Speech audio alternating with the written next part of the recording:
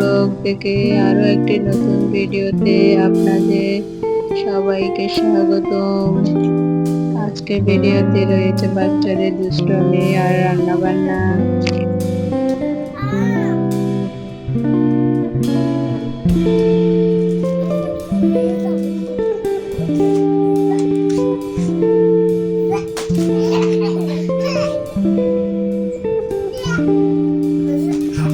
ব্যথা পাবে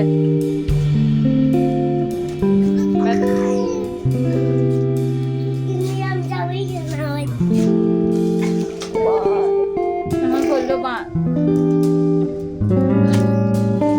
বেলা কেন হচ্ছে তুই বেলা বেলা আগে তাই বেলা বেলা হারাহারি করে বসে আসছে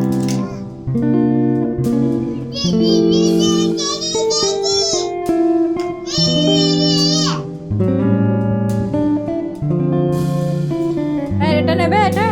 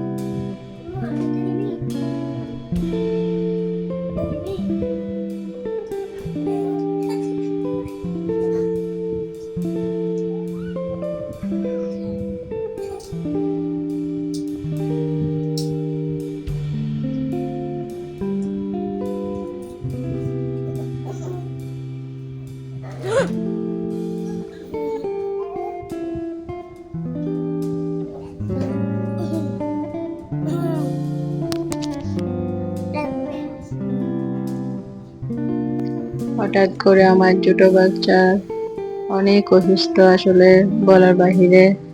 আজকে একটু তাও ইয়া করতেছে না, একটু সুস্থ হয়েছে।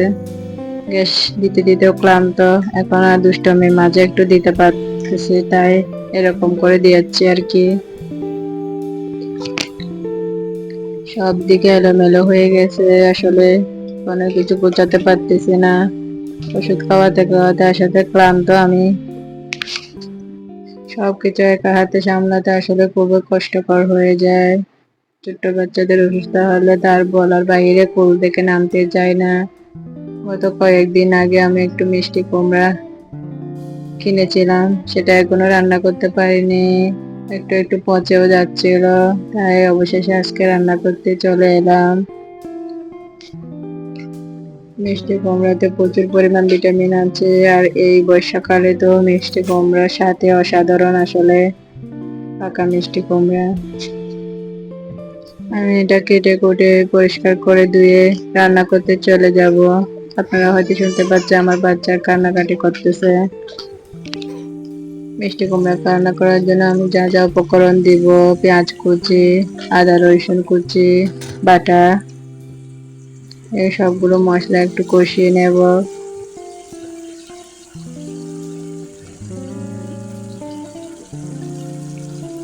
বাচ্চাদের অসুস্থতার জন্য আসলে রান্না করতে খুবই কষ্টকর। সবে মাত্র জ্বর থেকে একটু একটু ভালো হয়েছে, অবশ্যই এখনো ঠান্ডাটা যাচ্ছে না। তো মজাদার মিষ্টি কুমড়া রান্না করে ফেলছি, মশলা দিয়ে ফেলছি আমি। এখানে মরিচ, হলুদ গুঁড়ো, একটুখানি মশলা গুঁড়ো দিয়ে আবারও কষিয়ে নেব। কে কে মিষ্টি কুমড়া ভাজি খেতে পছন্দ করে অবশ্যই কমেন্টে জানাবেন। আপনারা ভিডিওটা ফুল ওয়াচ করে দিবেন, লাইক এবং একটি মূল্যবান কমেন্ট করে রাখবেন।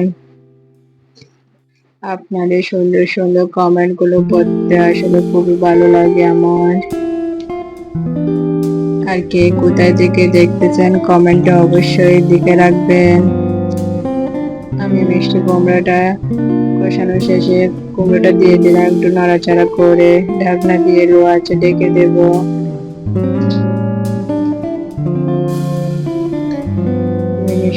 দিয়ে ভাত খেতে চলে আসছি। আসলে অনেক মজা হয়েছিল, এভাবে মিষ্টি কুমড়া রান্না করলে খুবই স্বাদ। আমরা অনেকগুলো খেয়ে ফেলেছি। আজকের ভিডিওটি এই পর্যন্ত। আল্লাহ হাফেজ।